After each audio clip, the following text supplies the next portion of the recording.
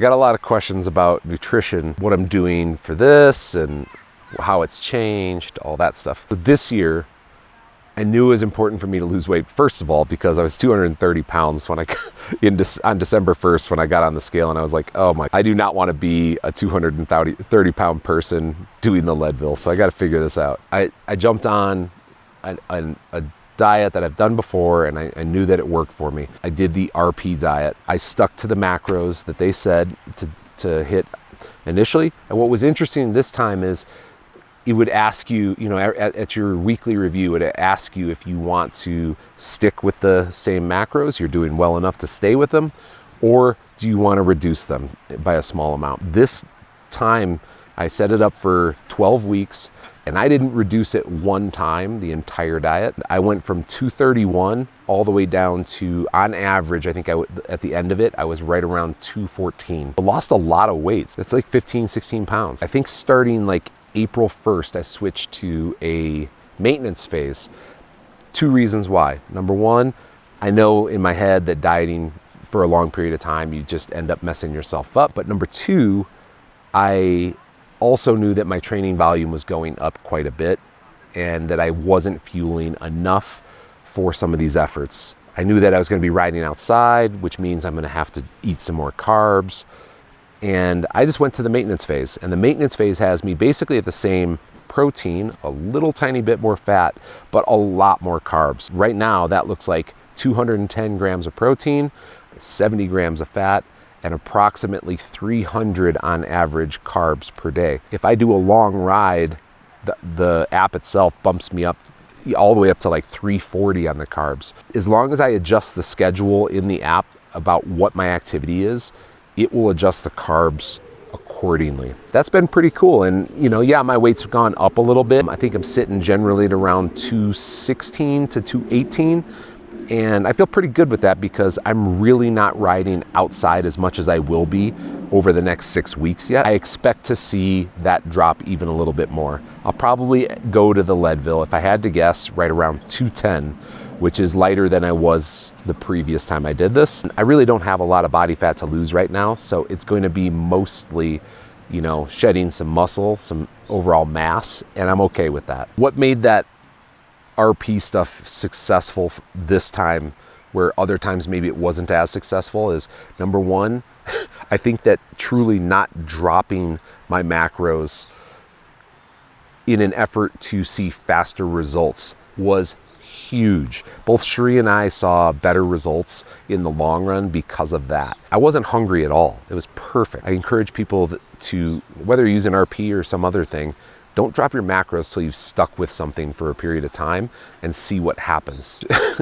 We chose basically 3 meals and ate the same 3 meals every single day the entire time. You might think that sounds boring and repetitious, and it was from time to time, but really, if you saw my breakfast, I had eggs, spinach, onions, a bowl of oatmeal with honey on top, 2 slices of bacon, and honestly, I was full, satisfied, and I wouldn't want to change it. It was what I wanted to have every morning. My lunch, we kind of bounced a little bit around with the lunches, but for the most part, I was having chicken salad on toast with another side of oatmeal, just because I love the oatmeal. Dinner, we had tacos every single night, pretty much for 12 weeks. The only thing that we would mix in there occasionally was steak, potatoes, and veggies. We didn't have a single cheat meal until 12 weeks. And at 12 weeks, we went and had pizza and ice cream, and we got right back on the maintenance phase. So that's what made it successful for us. And for Sheree and I, what worked was 3 meals per day. Yeah, Sheree lost 20 pounds. So 3 meals a day, satisfying meals, and just enjoy the monotony of it, because I felt free between my meals to go do things and not have to worry about it. Whereas when I used to eat 5 or 6 meals a day, it was like, oh man, I'm missing this meal. Now my macros are all going to be messed up.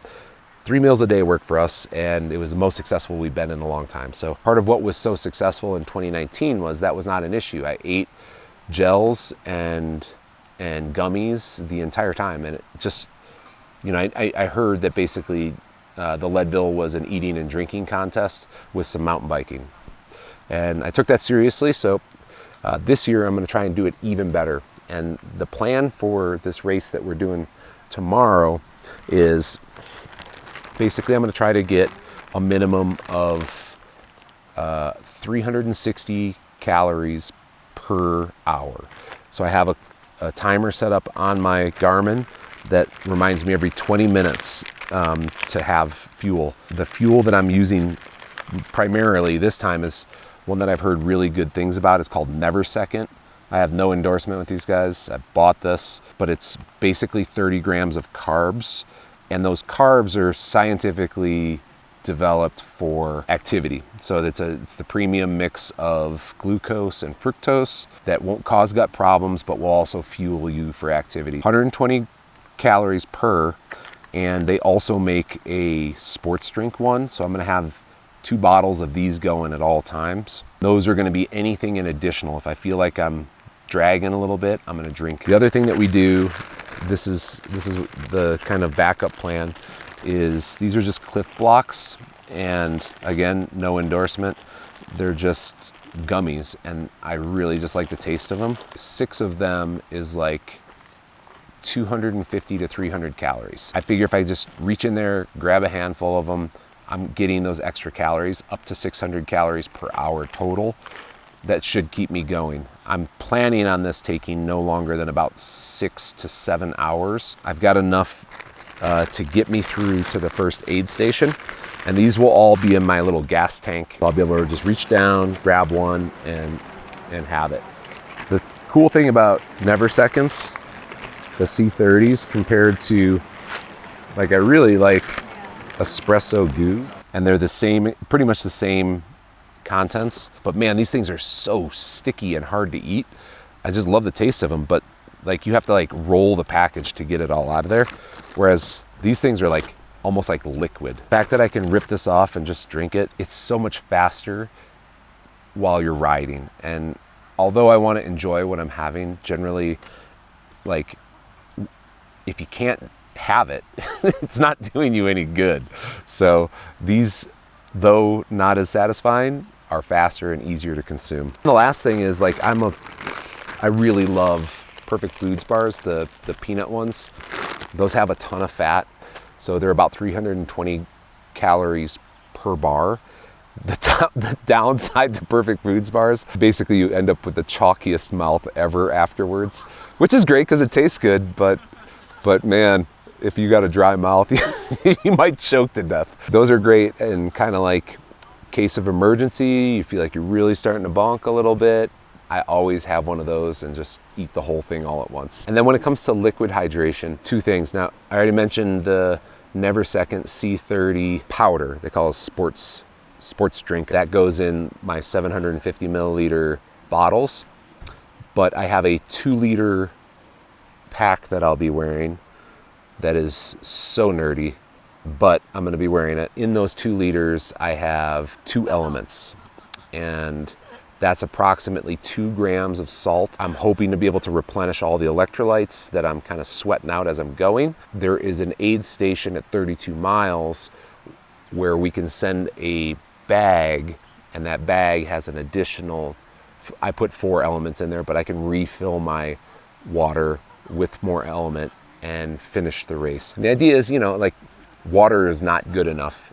You know, you're sweating all your sodium out, you could be cramping, so the magnesium that's in there is very important. Hydration and the nutrition is what's going to get you to finish this thing.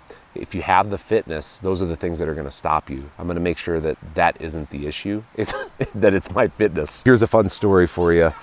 In 2003, I was doing a series of races in Colorado with Cherie. We were just friends, weren't even dating, and we did a bunch of these things together. Man, I was all set for this race. It was down in Nathrop, Colorado. I started the race off, I was doing really well. I was in the sport division. It was my first year racing. Really thin, I think I weighed about 180 pounds, and I thought skinnier, leaner was better. I wasn't eating a lot of food, you know, I was drinking appropriately, but not eating a lot of food. This was a 22-mile race, and about halfway through it, you had to do a second lap on this thing, and halfway through it, all of a sudden I started feeling real weird. I started to lose my balance, and I was riding into the wind, and I was expending all this energy. All of a sudden, I just felt drunk as hell. We're going downhill, and I just lost my shit and fell down this hill through cactus, and I was covered in cactus. I'm laying there at the bottom of this hill feeling like I was completely wasted. All I could think was, it's gotta be because I didn't eat anything. I ate what I had, which is a gel. That was it, one gel. And I still felt messed up. I had a hard time getting back to the trail. While I'm sitting there, some guy stops and says, "Hey, your bike's in the way, can you come move it?" And I walk up there, and he says, he's like, "Are you all right?" And I was like, "Nah, man." And he's like, "Well, here's a bunch of food, eat all this, you'll probably feel better." So I ate all that food that he gave me, and luckily I was able to finish. And for the next 2 hours, Cherie picked cactus out of my ass and out of my legs, and it was quite a mess. But what I learned from that is that nutrition on a ride is super important.